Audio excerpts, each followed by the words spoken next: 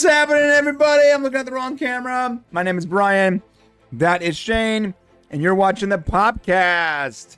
Popcast Friday Night Pickle Party extraordinaire. Yeah. What's up, brother? How you doing? Just a heads up, I cannot see you, my friend. Oh, you can't see me? Well, everybody else can see me, so that's fine. Good, as long as everybody else can see you. But I can't see either you or me. There we are. There we go. We are back. We've officially decided that this is the Pickle Party again. If you guys recall, we did the Pickle Party before every Orville show during season 2. And of course, it's going to happen again during season 3. But listen, this is a Friday night thing. We're going live for you guys, and we are excited to be here. Going live. Going live. Yeah. So we're doing it live. We're streaming in both locations, both Popcast Unleashed. In addition to the Popcast Prime channel, if you're a member. And of course, if you've seen a few of these, and you know what the deal is. First half of the show is broadcasted to both locations. And the last half of the show will be members only on the Popcast Prime, which you can find by going to popcast.co/join, which basically takes you to a YouTube link. And you can join there.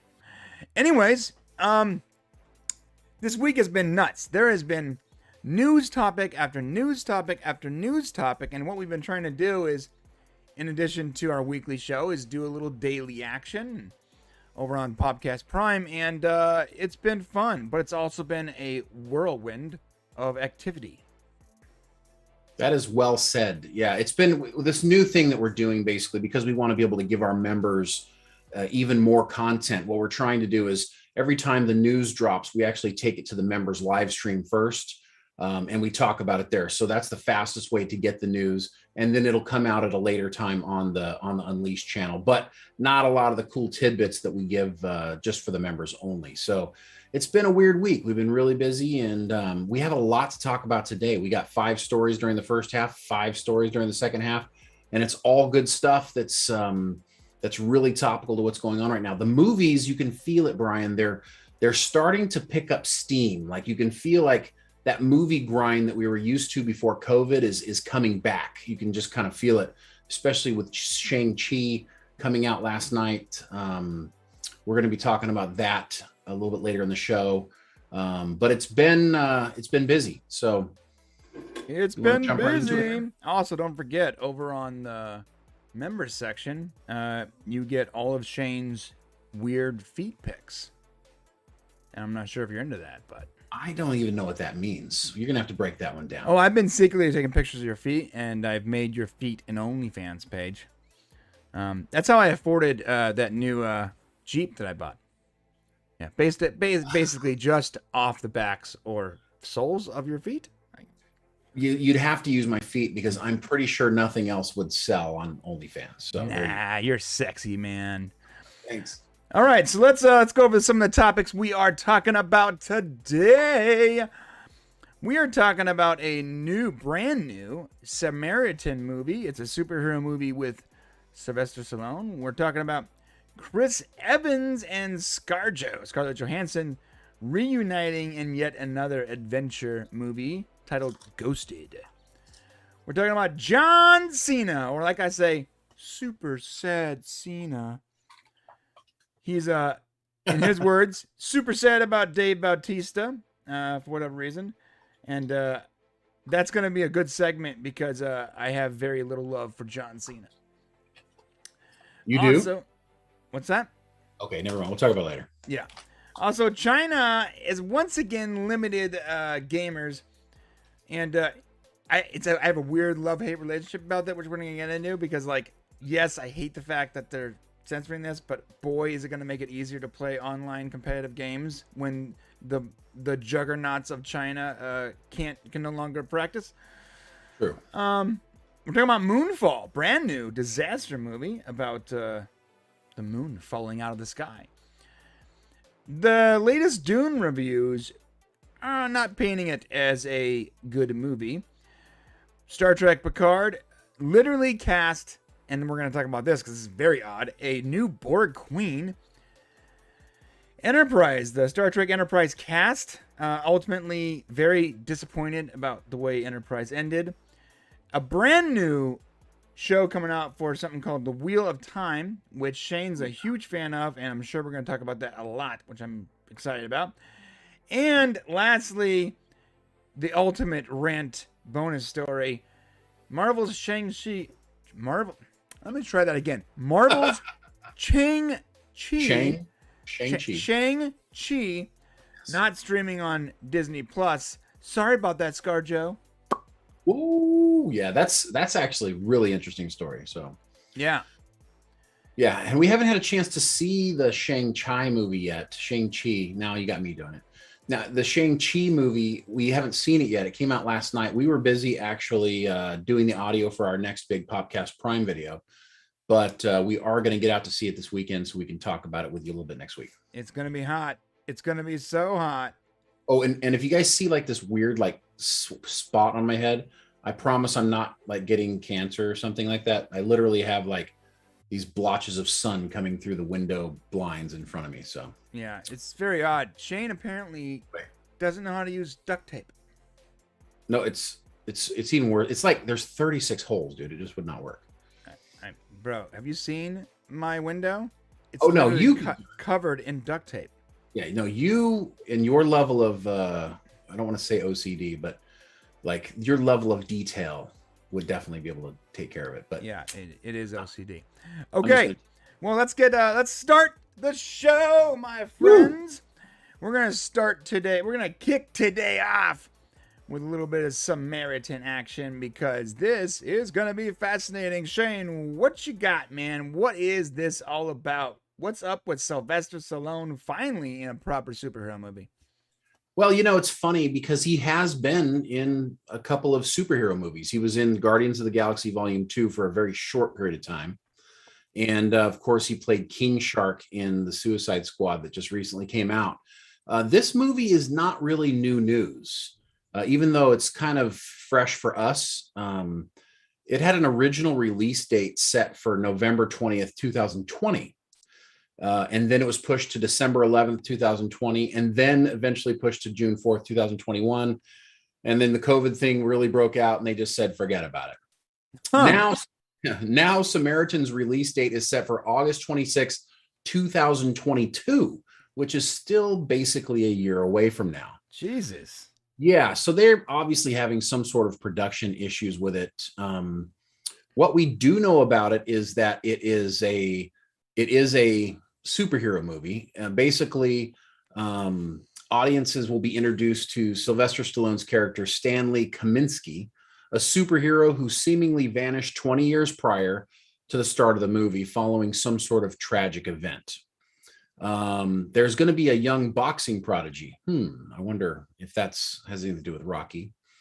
Let's see. Yeah, Javon Wana Walton. And the movie's mostly going to follow this child who is basically looking for the superhero that disappeared. So I don't know how much of it is going to be Sylvester Stallone in it, to be honest with you, and how much is going to be featured maybe this younger cast. Yet to be determined. Interesting. But Stallone is producing it. Balboa Productions, which was formed in 2018, is the ones responsible for the movie. So that has to have a lot to do with it. So my theory is this is actually set in the Rocky universe. Rocky was actually a superhero the whhole time. Yeah, I was going to say, when you said first superhero movie, I'm like, well, what wasn't Rambo and Rocky? They're basically superheroes, right? I mean, yeah, Rambo. Yeah, I remember seeing that. There was a count. There was a video on YouTube where it like counted down the amount of bullets used in Rambo. And how many people died, and it was like in the millions and in the hundreds of thousands of people he just murdered on screen or something crazy. Wow. I mean, that's pretty I don't know if superheroes murder people, but you know what I mean. Yeah, that's pretty extraordinary. Yeah, you know what I'm looking for? I am a fan of Sly in the sense that I've always enjoyed his movies to a degree. And I like the idea of the older grizzled superhero, like a la Logan. That was a really good movie. Yeah. But I feel like we've sort of also already seen this, either in Logan or that movie with Will Smith. Hancock. So if you take Logan and Hancock and marry the two, I think you got Samaritan. Similar, yeah. I mean, Hancock, I think, was supposed to be like, a pre-The Boys movie where the superhero is maybe falling on hard times, or maybe isn't as just as we or clean as we expect our superheroes to be. Yeah, if they had actually made that movie rated R and let Will Smith, be a little more gritty, it might have been a good movie. That's true. Well, Samaritan is being directed by Julius Avery, who is most well known for directing the movie Overlord, which was that Nazi zombie movie from 2018, the horror flick, which was actually a pretty good movie. So I don't know what the intensity is going to be for that, but this guy was also attached to write and direct the Flash Gordon reboot. Interesting. Which is now ironically being developed by Taika Waititi. Really?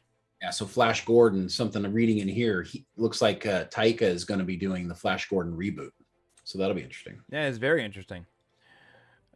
Okay, well, you're here to hear it first. It's going to be fun. Yeah. Hopefully. Hopefully. Yeah. I mean, who knows whether or not. Hopefully, more news will come off, and apparently, we definitely have to get to CinemaCon next year because. Oh my God! Yes, Samaritan footage was shown off at CinemaCon. Oh, that's where it's at. It's CinemaCon. That's where all the cool kids go to talk about. We will be there next year, no matter what. All right, that is you heard it here first. Remember, I'm gonna record this and I'm gonna play it back to you in about 10 months. So that yeah, that'll be a trip to Vegas, hopefully. Okay, guys, moving on. Let's talk about Chris Evans and Scarlett Johansson reuniting in a brand new movie called Ghosted, which they have labeled as an adventure movie. Yeah. What's this? What is happening? I got to tell you, this is being done by Apple. No, another one. Well, here's my problem with this, and it just right off the bat just irritates the hell out of me. So you've got this movie that's going to have Chris Evans and Scarlett Johansson, two huge blockbuster people.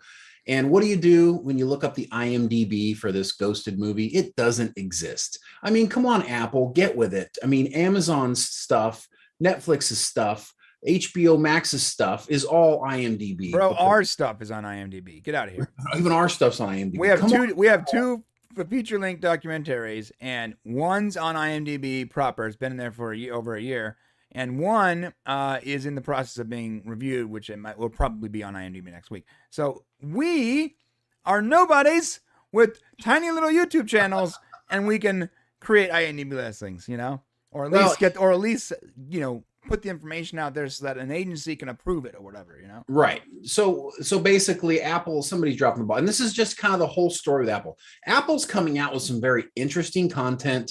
Definitely stuff that's pretty good.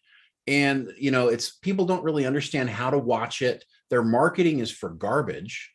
And they're just not, I don't know if they can succeed at this whole streaming thing, to be honest with you. They're going to spend a ton of money on this movie because that Scarlett Johansson and Chris Evans are expensive.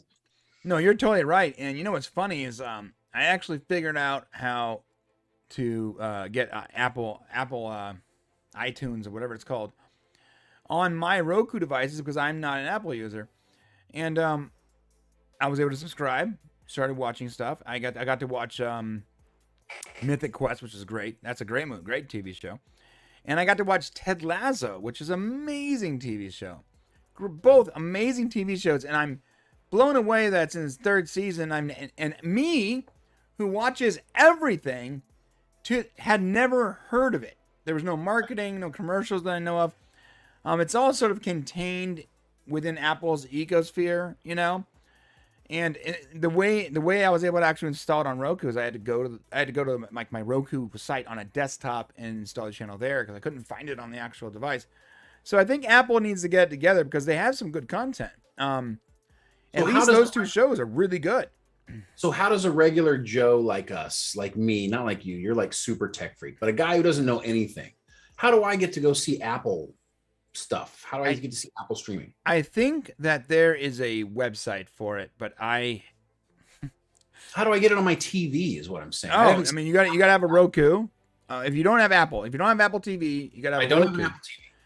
You go to so you log into your Roku account and you go to Add Channel and you can add iTunes there. Okay, so you add iTunes through your Roku, and or Apple. Is it iTunes? What is it called? Apple TV. Okay, but because I know my smart TVs, which I think they're pretty dumb actually. They are very dumb. They actually, they don't have the Apple app. Yeah, if you type in Apple TV, the very first link, and this is hilarious, the very first link for me anyways was the Apple TV Roku channel store. So that will take you to Roku, and you can click on Add Channel, and then your device will update. Right. I don't know where the damn website is. Like, isn't there a website? Can you watch it on a desktop? What the hell? Well, good job, Apple, because now you just boosted Roku stock. Because if that's the only way to watch it, because there are things I want to see this movie. This is an adventure movie, and it's kind of going to be a la Romancing the Stone. For those of you who can remember the 1984 movie that starred Michael Douglas and Kathleen Turner, it was a great movie. And it would be cool to see something along those lines. What's interesting about it is that I don't buy Scarlett Johansson's character as not being very athletic, kind of like Kathleen Turner's character wasn't used to being out in the woods. She was a writer. Right. And so that'll be interesting to see how they pull that off. But it sounds interesting. And this isn't the first time, besides the Marvel movies, that these two have connected together. In 2004, they co-starred in a teen comedy film called The Perfect Score. So they have chemistry. They've done this before. And it's going to be interesting to see what happens. Other than this high concept romantic action adventure, we really don't know much more about it at this time. Even more importantly, we don't really even know exactly when it's going to be coming out. So just stay tuned for more information. As we get more details, we will give them to you. I like the idea of it being akin to the 1984 Romancing the Stone, which that was a great movie. It really was. It really was. And I even watched Jewel of the Nile, which came out after that. Yeah, I got some information on Roku TV. In case you guys care, you can get it on Apple devices, obviously, and then Roku's via the channel store, Fire TV via Amazon's channel store, Google, Samsung, Vizio, and Sony smart TVs, as well as PlayStation and Xbox. I guess you just have to do a little research. Interesting is it looks like tv.apple.com/show is where you watch it on desktop, but I'm not going to try right now. Apple.com. Okay. So there is a way to watch it from your computer, but the TV without a Roku, you're in trouble. Yeah, unless you have a Vizio or a Sony with smart capabilities. Yeah, good luck with that. I don't have either of those. I'm an LG guy. Yeah, LG. All right, let's move on to the next story and stop talking about Apple. We're going to talk about sad Cena. Sad Cena. Sad John Cena. This is, I got to tell you, I'm not, this whole thing is irritating. I got to be honest with you. There's something that I want to share. If any superstars ever watch this channel, which they're probably not going to, but if Dave Bautista, if you ever watch this channel, really enjoy watching your movies. But dude, I cannot stand your politics. I can't stand any politics, whether you're on the right or the left. When you're an actor or you're an entertainer, I really don't want to hear your politics. And I swear to goodness, following his Twitter is just difficult to do. Cancer. It's cancer. Constant. And here he is. Basically what happened here is John Cena, Dave Bautista was asked, hey, what do you think about doing a movie with John Cena? And basically he said, nah, I'm good. And that was it. Like that was kind of what happened. And it all started in a tweet when a fan asked about it. And so, of course, John was asked about what he thought about the whole thing. And he was actually pretty cool about it. I'm so sad.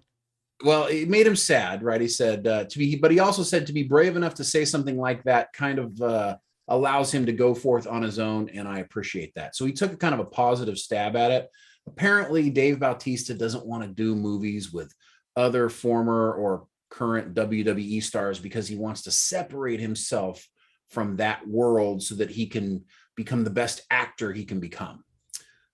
So I guess you're going to say no to a Dwayne Johnson movie, Dave? I don't know. Would you? Yeah, Would you say yeah, no right. to doing a blockbuster with the biggest Hollywood star? Yeah, the answer to that is, of course, he wouldn't say no to a Dwayne Johnson movie. Come on. Right, but so he sacks John Cena here, and basically, it was during an interview with Esquire that John asked the question. Maybe Bautista's opinions aren't political, and maybe they're more like after seeing John Cena's response to China or something. Maybe he's like really big on like Hong Kong and the whole China argument. And but then John Cena apologized because what John Cena said was really not out of character, but it was really a slip. It wasn't intentional. It wasn't like John Cena was taking a political stance. No. What I'm saying is maybe he had a problem with John Cena's apology. Heck no. No? Because Dave Bautista is a card carrying China supporter, it seems like. So I don't know if he's a China supporter, but I will say he's definitely leaning on that side of the fence towards everybody else who's supporting China. So I mean, I don't really understand. So he identifies as left wing, but he supports China, who is authoritative right wing. How does that even work? Well, why do any of the people on the left support China? I don't know, but it seems like NBA, a lot of big businesses all support China. Hollywood supporting China. So I don't know, because they want to make money in China, bro. That's what it is. So they're on the same. So they have the same politics, but he didn't want to work with John Cena. So maybe it's not political, and maybe it's he doesn't like the way John Cena acts. Maybe. I mean, he's saying it's a WWE thing. Basically, John said, "I'm super sad about that because Dave Bautista is an unbelievably gifted actor." That was very nice of John. That's very generous of John. I would say that Dave is a decent actor, and I enjoy him in comedies, but I wouldn't say he's an unbelievably gifted actor. Yeah. He's done some amazing work, but I think when someone makes a statement like that, then I think the important thing is to try to look at things from their perspective. So John took a very generous approach. He took a very politically correct angle at this. But if I'm John behind the scenes, I'm like, oh, Dave don't want to work with me. Well, last time I checked, I'm pulling down bigger box offices than he is. But okay, sure. Yeah, that's I gotta be honest. John Cena's response here was measured, generous, and polite. Right. Just like his response to China when he accidentally called another country a country. Right. Well, yeah, that's it. When he basically cried on screen and bowed down to his generous check writing overlords. Well, I think that it had a lot to do with, I mean, the guy's got to work too, so that's kind of the problem. Yeah, I get that. I got that. If YouTube was like, we need you to apologize, it'd be like, I'm so sorry, masters. So sorry. We got a comment in here from Gray. It's funny. He says here, I like to know where my stars stand politically. So to Gray, this is what I say. Listen, I am totally good.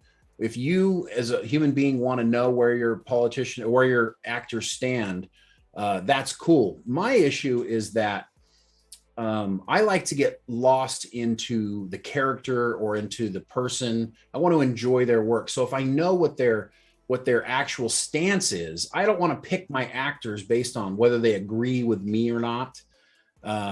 Because then what it does is it actually, when I go to watch them do their job and actually perform, it takes away from that, because now I'm thinking about what their political situation is, as opposed to, what the role is. Yeah, I don't want to, especially when they have really dumb hot takes and then they play a character that is an opposite of that, of their actual person. It makes it tough. It makes it hard to be lost in the story, and that character becomes less believable because, like, oh, they're playing this character that has these values or lack of values or whatever, but then their actual person, falls on some crazy part of the spectrum. And usually, like, guys, most actors are not geniuses here, guys. All right. So a lot of the times their hot takes, especially when it comes to politics, are not only unmeasured, uneducated, but often just moronic. So even if you agree with them, they usually say things that are so out of touch or out of context that I lose respect for them as artists. Maybe they're a genius at acting or writing or directing, right, but they clearly don't understand. A lot of them don't understand geopolitics, and a lot of their information is coming from some echo chamber or the people around them. And so it makes it really hard to get lost in their characters, their stories, their writing, etc. It does.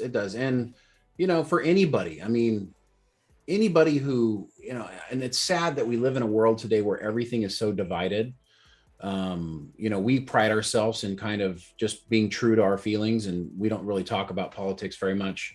But, because so many people are divided, you end up losing half of your potential fan base, especially if you're an actor, because of your beliefs. And then some actors can't even talk about what their beliefs are if it's not in line with what the rest of them believe. And that I don't agree with. So it's like, hey, you know what? Can we let's just not talk about it at all. Yeah.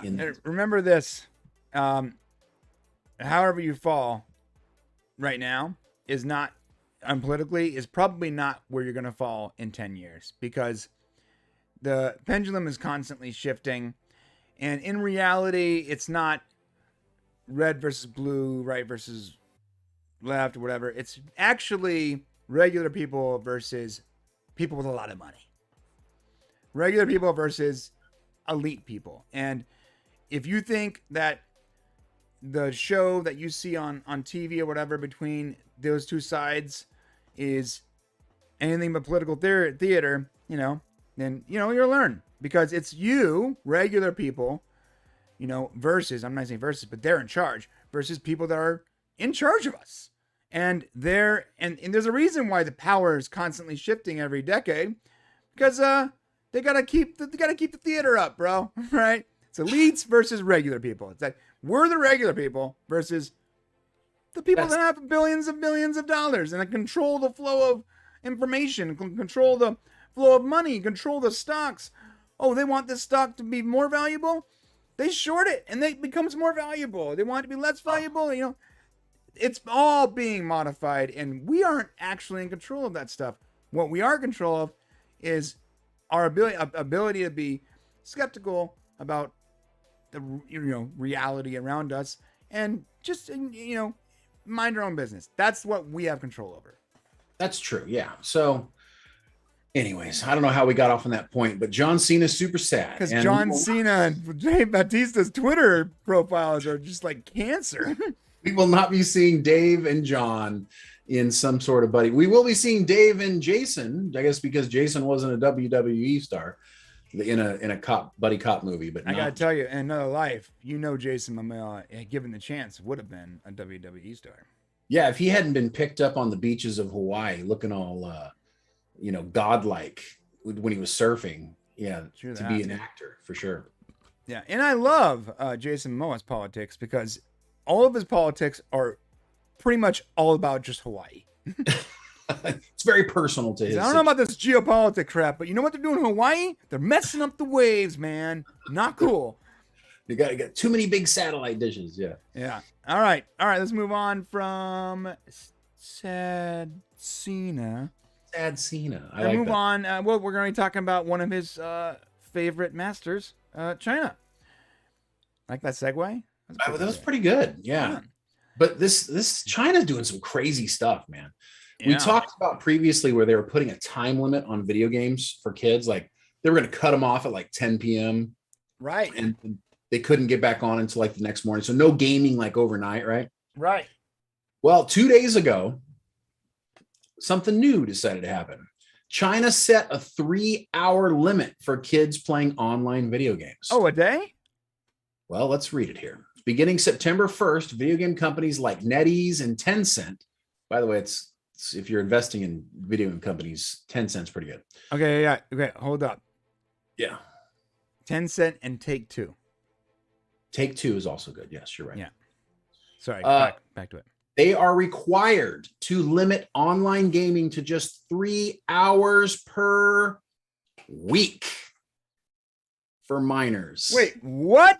3 hours per week.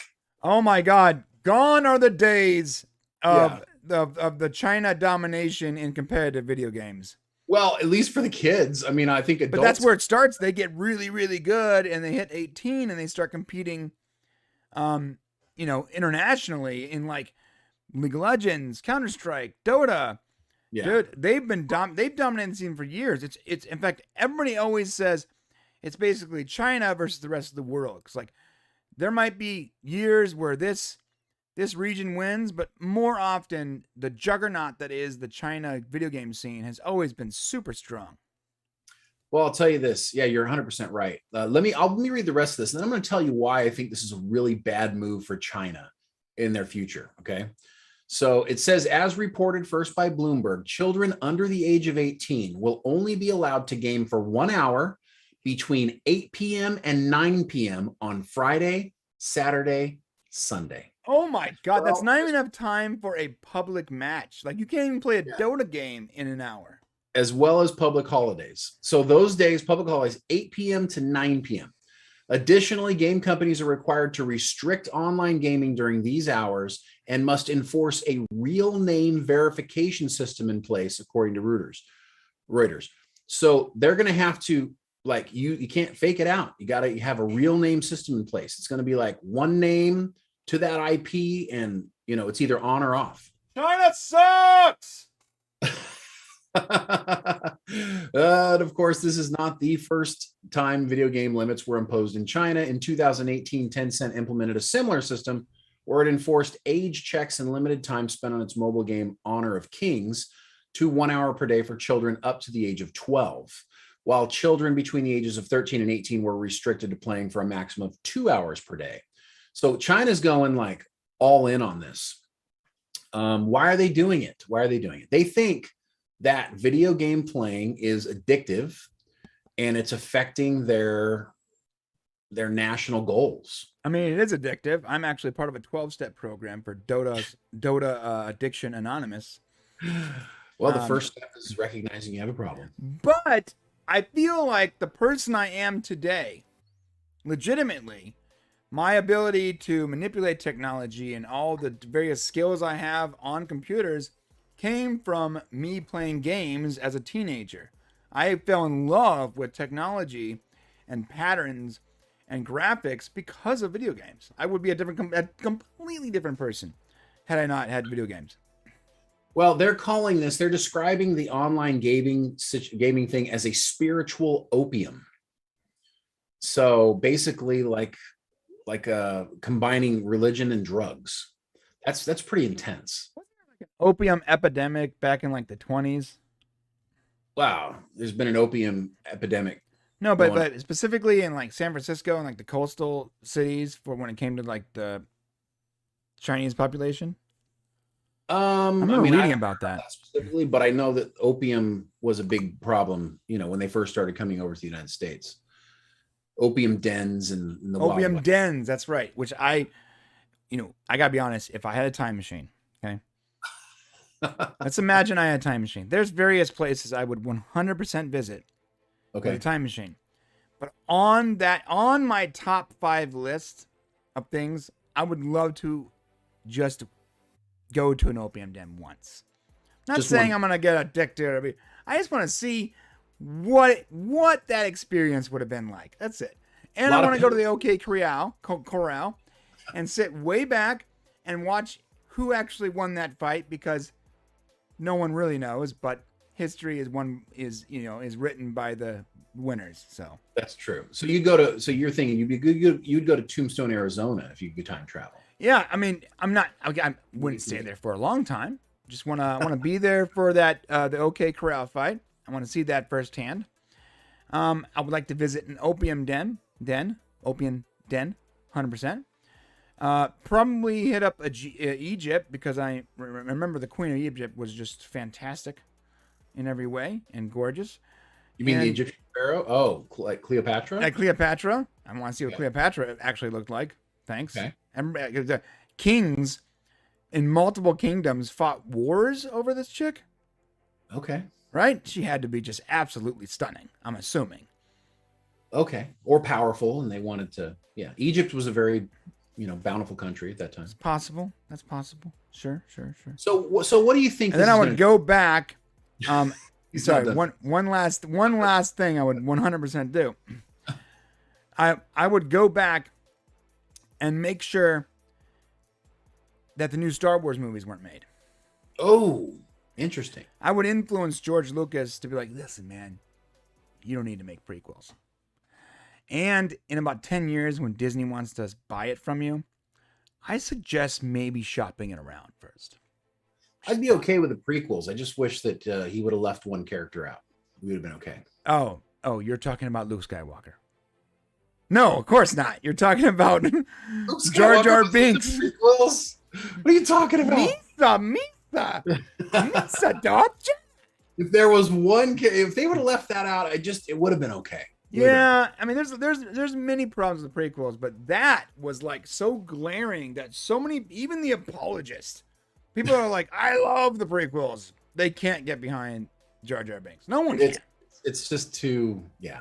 It's absolutely horrible. There's no way George is not gonna, earn, what was it, $1 billion he got for selling Star Wars? Shop it around. Shop it to who? Who else was gonna pay it besides Disney? What if he sat on it for 7 years? He'd probably be dead by then. No, he's still alive. It's been 7 years. That's Amazon would have bought it for $8 billion. Maybe that's true. If he would have realized that streaming was coming, maybe. Yeah. Netflix would have bought it for more. Like, oh, a Lucasfilm film? Yeah, let me give you $5 billion for that immediately, cash up front with stock options. But the mouse has it. So let me explain to you why I believe that this is going to really backfire on China. I understand when older people become concerned about what's happening to younger people and change in society. Right now, my children are in the house playing video games, all right, and watching this live stream, I'm pretty sure. So children, just note, I know you're in there playing video games, but it's become a part of the new social construct. My kids are talking to other kids playing video games. It used to be we'd go outside and play in the street until the lights went out or until lights came on and do all kinds of crazy stuff. But if you go outside my house right now, there's no kids out there. They're all inside socializing indoors. So it's a new thing that's happening. Not new, it's been happening for several years, but China is trying to regulate this. And the reason why is because they're afraid of the future. But let me tell you what's going to happen here. These kids who are being locked down are going to resent this. And even though you're a totalitarian country completely in charge of all of your people, this is going to send a bad seed through these young people, and they're not going to forget that they were kept from playing some of their favorite games while they were kids. And it could potentially backfire on them. They get an entire generation of people who are upset at the government, and that could cause problems for them in the future. So yeah, that might swing the pendulum way the other way. Be careful what you asked for. Be careful what you ask for. I don't know why I sang that. It felt right. Moving on. Let's get out of China quick. Let's talk about definitely a more interesting topic, and not at all as depressing. The moon being destroyed and landing and destroying everything on the planet Earth. Yeah, a movie called Moonfall. Sorry. It's funny because when I tweeted out this movie was happening, somebody's like, why can't Roland Emmerich do anything besides like a disaster movie? Oh, it's so true though. I mean, he made Stargate. We got to give him props for that. Well, he made Stargate. He's definitely a sci-fi guy. He's also responsible for so many movies. He's responsible The Day After Tomorrow. Independence Day. Right. Independence and the new Independence Day, which I have never. I'm sorry. Quick side note. How is it that Independence Day, the movie, can be so good? Top 10 status. Amazing. It's on my wall of fame when it comes to movies. Right. And the sequel can be so bad. And so it's literally like a 180 of quality, story, everything. It is It's on my top 5 of stinkers. It's crazy the swing of quality in that movie. I think, I think it was him feeling like he had to somehow go above and beyond and be better than the original. It had to be somehow bigger, more robust, more visually stunning, because the original was an amazing movie during its time. Right. With stunning visuals. It was, amazing movie. So he probably just was like, I gotta like go all the way. And unfortunately, we were so lost in like the cinematography of the movie that there just failed to be a true story or any sort of storyline to enjoy. Yeah, I remember seeing the when I saw the trailer for the sequel, and they had like the ship that was so big it was like skimming the surface of Earth from space. You're like, bro, that's too big.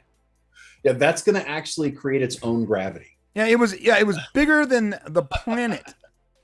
It was huge. Yeah, it's huge. Too big, guys. Yeah, they focused. You're right. They focused way too much on the spectacle, and they didn't give it the story almost any attention. Yeah, so he's got a lot of movies here. So you can go all the way back to Universal Soldier back in 1992. Wow. Stargate, Independence Day, Godzilla, The Patriot, The Day After Tomorrow, 10,000 BC, 2012. These are good movies. Okay, a lot of these here are good movies. I like The Patriot a lot. Yeah, even more recently, even though Independence Day Resurgence was not great, he did Midway, which was an okay movie. And now we have Moonfall. It's funny, inside IMDb, it says Stargate announced. I think they just haven't removed that yet. He's not doing Stargate movie. What's the year on the Stargate announced? There isn't. It just says announced. Yeah. So it was announced, and then it was promptly put back into its hole. Right. So let's talk about Moonfall. Moonfall is a disaster movie about the moon falling. Oh, nice headline. Who is this? The Verge. Okay. Yeah, of course that's what it is. And they say, of course, it's a Roland Emmerich film. Right. Nice, guys. Nice. So according to the synopsis, the movie is set when a mysterious force knocks the moon from its orbit around Earth and sends it hurtling on a collision course with life as we know it. It stars Halle Berry. Haven't heard her name in a while. She's a NASA executive who seems to know how to stop it. Oh, I got to see this movie. Somebody knows how to stop the moon from hitting the Earth. Come on. That is going to be some kind of stuff. Come on. What? You know what? Oh, I figured it out. She's replaying her role as Storm, and she's going to use her powers to push it back into orbit. It's an X-Men cross movie. That's the only way you're stopping the moon from falling out of orbit. Unless it's 400 years in the future and we have starships with tractor beams. Get out of here. Well, apparently the only people in the movie who believe her are a former astronaut played by Patrick Wilson and a conspiracy theorist called whose name is John Bradley. Patrick so these Wilson. unlikely Why does that name sound so familiar? Well, we're going to look at it right now. These unlikely heroes will mount an impossible last-ditch mission into space, leaving behind everyone they love, only to find out that our moon is not what we think it is. Oh, dude. Okay. Oh! Listen. It's a dragon egg! No. Like from Doctor Who. Or maybe it's made out of cheese. Or perhaps it's a Nazi base from the 40s. All right. You haven't heard this, obviously. Or maybe you have. Have you heard of hollow moon theory? Oh, yes. Oh, my God. Okay. Oh, my God. Don't let it be that. Listen, before you go completely like people are nuts about it, let me tell you, there are some very weird things about our moon that doesn't make sense. The mathematical probability of the moon being in the orbit that it is currently with our Earth, giving us the perfect solar eclipses that it does. The odds are astronomical that has actually occurred. Yeah, I mean, almost like it might have been intelligent design, or that someone placed it there intentionally is the idea. Oh, you mean like an alien? Yes, like an ancient alien civilization who put it here. Because wait, if the moon is not there, it was aliens. Wait. It was aliens. It was aliens. Aliens. Well, so listen, though. So the idea is that, there are some stories from, I don't even want to get on with this. There are some stories. No, get on with it. This is fascinating. There are some stories in South America, some ancient tribal lore, that there was a time before the moon was in the sky. And at that time, the oceans were much more violent, because if we didn't have a moon, our oceans would actually be a lot more violent. The moon actually somehow keeps it more under control. Oh my God, the Bermuda Triangle is where the control board is, the digital moon. Okay, well, and also you've heard. Okay, that's kind of funny. Come on, right? That's why gravity it doesn't operate the same way in the Bermuda Triangle. Well, that's not true. Look, guys, I'm not even a fantastical conspiracy theory, but what's the deal with the Bermuda Triangle? How is it that things don't work there all the time? It's mostly it's not gravity. It's goodness gracious. Like compasses don't work. Magnetic. It's the magnetic field is off. I used to live on the edge of the Bermuda Triangle. Trust me, I flew through it many times. Nothing sounds weird. Like there's a DHD there to the Stargate on the moon. Okay, all these theories, but all seriousness aside, all right, when they dropped one of the landers during the moon landings, basically the moon rang like a bell. So this idea that it might be hollow is really taken, and there's documentaries out there that go on into this. I'm not saying I necessarily believe it, but I got to tell you, the facts that are laid out as they are odd, a little weird. So maybe Roland is taking on to this idea that, because it does say at the beginning of this that there's something at the beginning of the movie. Yes, a mysterious force knocks the moon from its orbit around Earth and sends it hurtling on a collision course. So yeah, and then of course it says here that to find out the moon is not what we think it is. Okay, all jokes aside, here's my theory. The moon is a giant metal hollow ball that someone placed there to help control the tides and, minimize the gnarly effects of weather back in the day. And the reason it looks like it's all pitted and rocky is from all the various asteroids and comets hitting it over the last millennia, littering its metal surface. Or that it was made, some people say that perhaps it was made to look that way so that it would seem like it wasn't artificial, so that people could actually watch us develop over the years. So it was used as like a watching post or a place to watch us. If you didn't feel small, you should now. Yeah. So listen, these are all crazy theories there's no evidence really to any of this stuff. It's all speculation, but it's fascinating to watch movies that delve into this because, these types of things are interesting. It's interesting to theorize and to think that, to fantastically look at this stuff. And Roland Emmerich is a genius at it.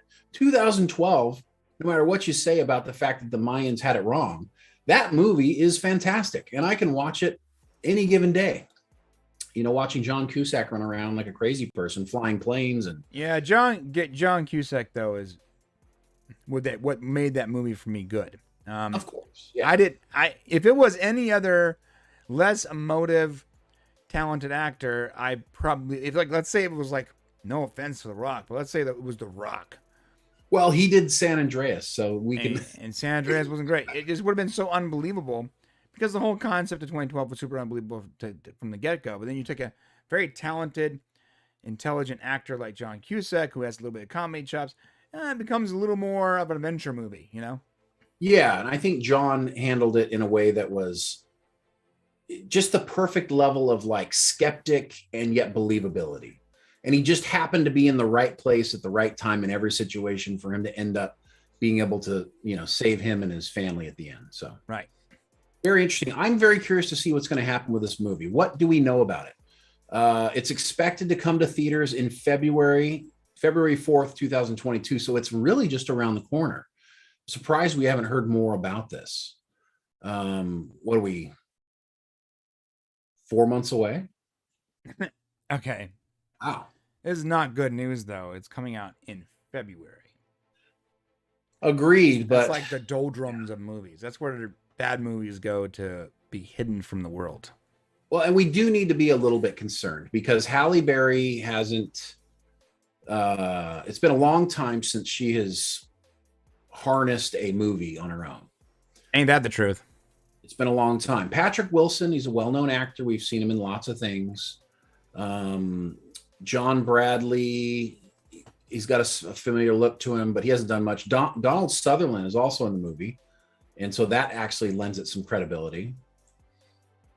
And looking through it here, I don't really see anybody else I know well.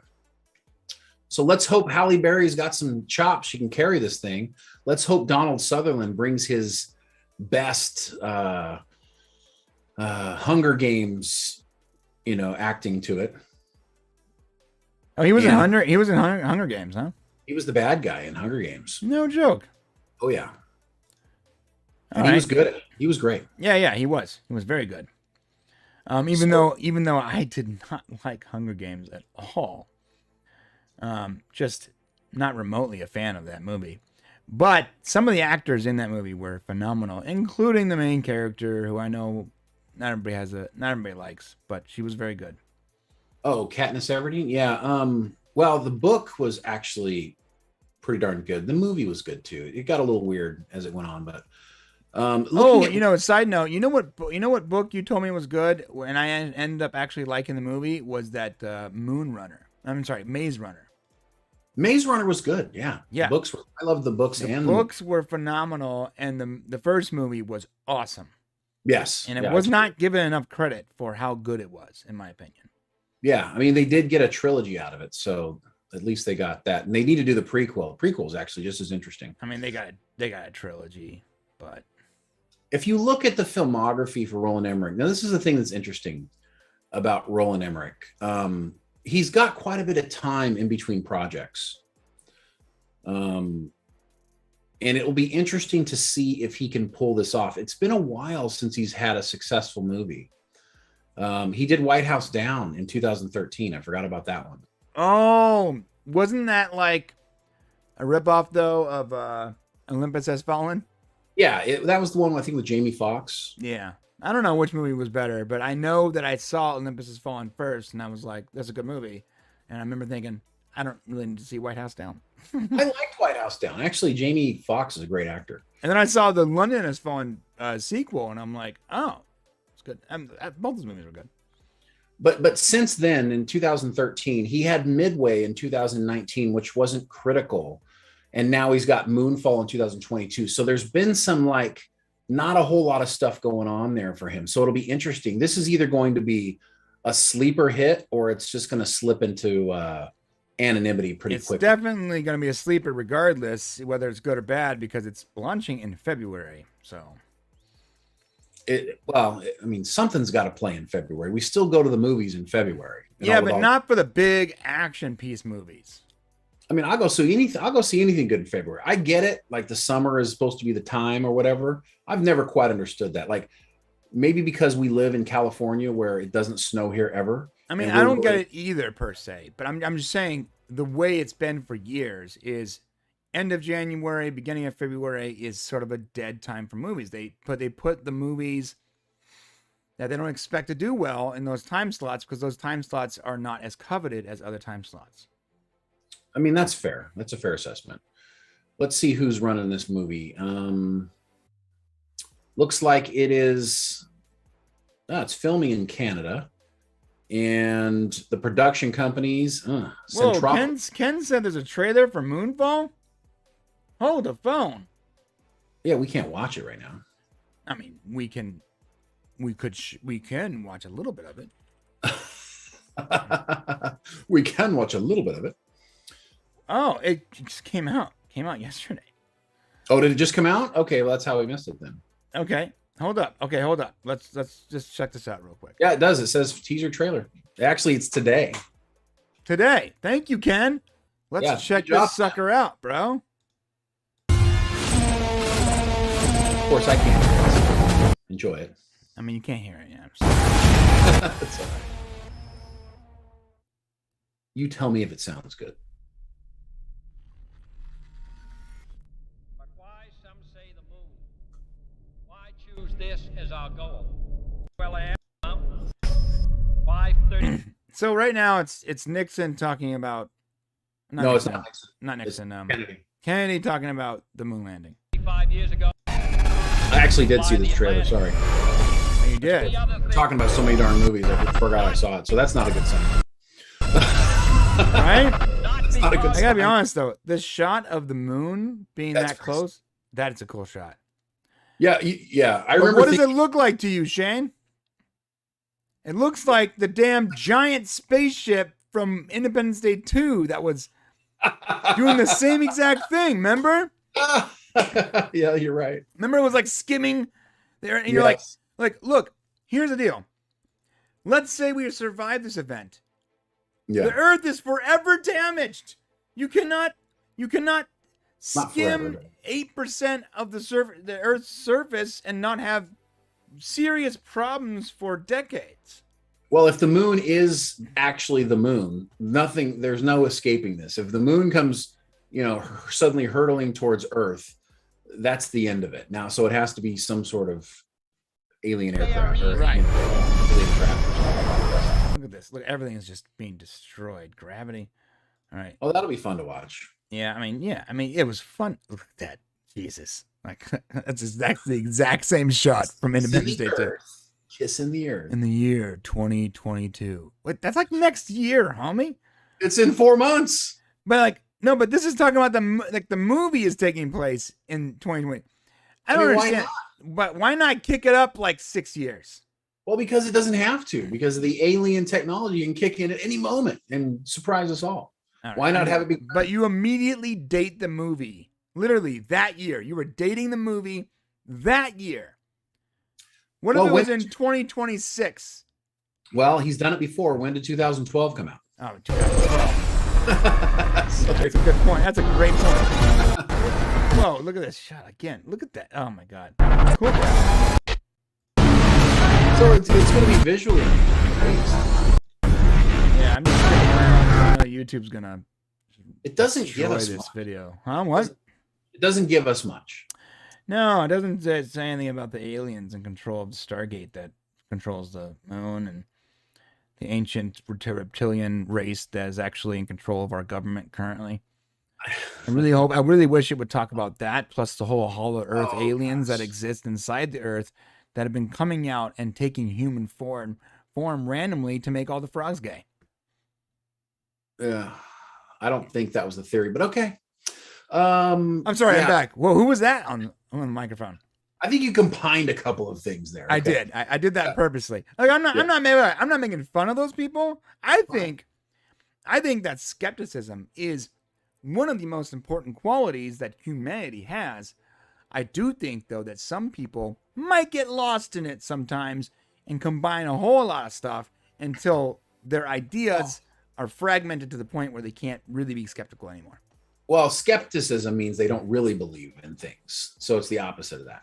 But yeah. Right. What to do? They go, I don't believe in the current narrative. So I'm going to, in order for my brain to wrap myself around the world, I'm going to invent this. I'm going to adopt this other narrative that's just as or equally or even more than crazy. Right.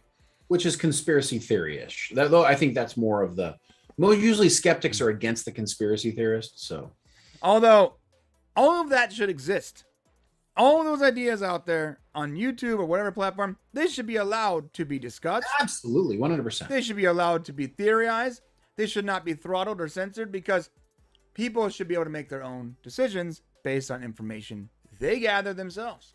My opinion. Yeah, no, it's 100%. Listen, no matter what we do as society continues to grow, And as we continue to have these mediums online where people can actually get information, people have to choose not to believe everything they hear themselves. And at some point, our society is going to figure that out.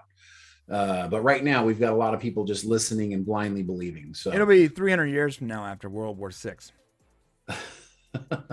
Well, all I'll say is Moonfall to me is interesting because the moon is coming to Earth, and I want to see a movie like that. So, and it is Roland Emmerich. I'll always give him a shot.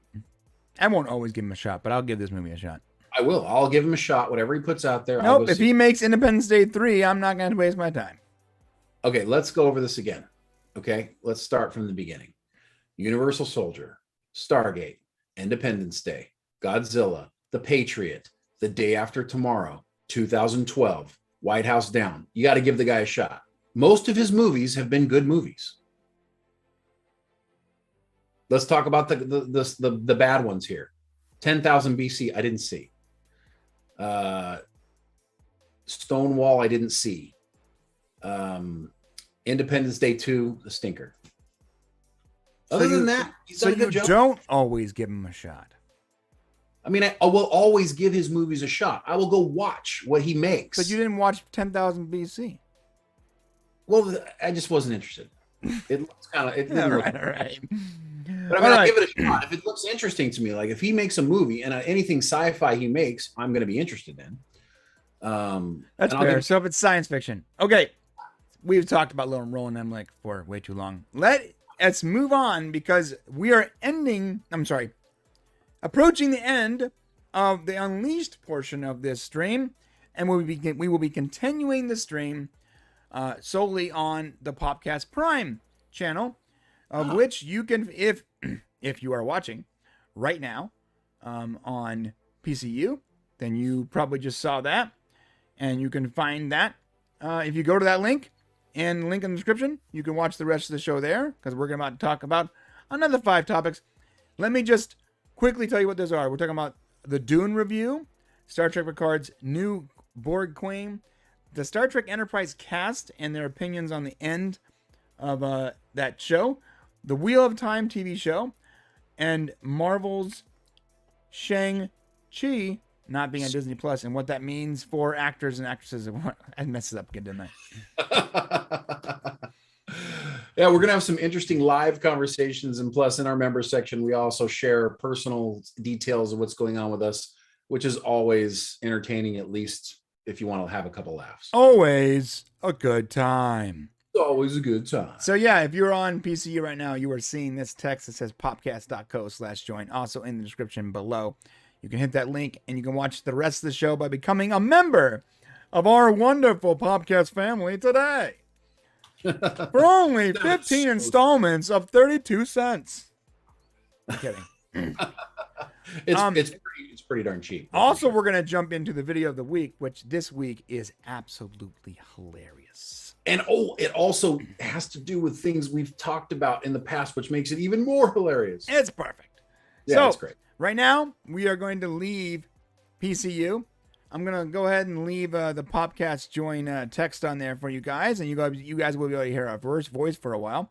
But basically, you're going to be able to hear our voice until I get tired of pressing the button that allows you to do so. So to see the rest of the story, the rest of the stream, head over to popcast.co/join and become a member today. Thank you guys for watching with us. We appreciate you. And of course, we'll see you next week. Same bad time, same bad place. Same bad time, same bad place. Okay. I'm pretty sure that's what you're supposed to say. It's like bad. Bad is good. I was. Okay. So now. Michael Jackson said it first. Member section time, boys. Here we go.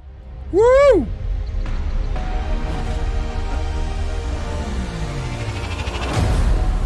And you know what? I get to pump this music a little. Oh, yeah, son. This is the members section. Popcast Unleashed. Coming at you hot. Don't forget it. Let's do it. Let's go right now. Woo! Popcast Prime. Members only, boys. Oh, this is where Ken's been hanging out watching us. You know what's funny is Shane can't hear that music, so he just sees me like losing it on screen. He looks like this, yeah. And there's nothing for me. Yeah. All right. Hey, welcome to the members section, boys. We are going to open up the members section of this with the video of the week, and then we're gonna address some member stuff because I'll tell you what. I'll tell you what. We got, and this is for my boy PJ. PJ, we got an Orbo video coming up next week. Dude. Boom shakalaka. You shared it before you canceled the stream. That's impressive. We're going to talk about what that is, too. Are we? Are we not? Yes, we are. But At first, the video of the week. Let's do it. Here we go. You don't turn your back on family. That's great, man. That is so great. That was, dude. I sent that to Shane, and I was like, "This might be the coolest clip I've ever seen." It made me, because him and I always talk about how Vin Diesel is probably just a superhero, right? Right. And his first response was, "You need to save that right now. Stop watching it and save it for the live stream." Well, we've been talking so much. Brian's had this crazy theory about Vin Diesel basically going into space. Yep. And so it just kind of ties into the whole, yeah. That makes it interesting. Yeah. Okay. Heads up. We've detected copyrighted audio and video on your stream. All right. I guess that 15 seconds was enough for them to like mute it or whatever. Maybe, I don't know. Maybe you saw it. Maybe you didn't. I'm not sure. What, the Vin Diesel thing? Yeah, I guess. No. How is that? It literally says, "Heads up. We've detected copyrighted audio in your stream." Could it be the trailer? No, it wasn't the trailer. It just happened right now. Well, it's whatever. We don't care. Whatever. YouTube, come on, be cool. Okay, guys. Hey, so members, let's talk about what we're doing next week. And in fact, before we talk about that, I'm sorry if you're still listening to the audio of this. We gotta go. See you guys later. Come on over when you want. Adios, Popcast Unleashed. We'll see you at the Popcast.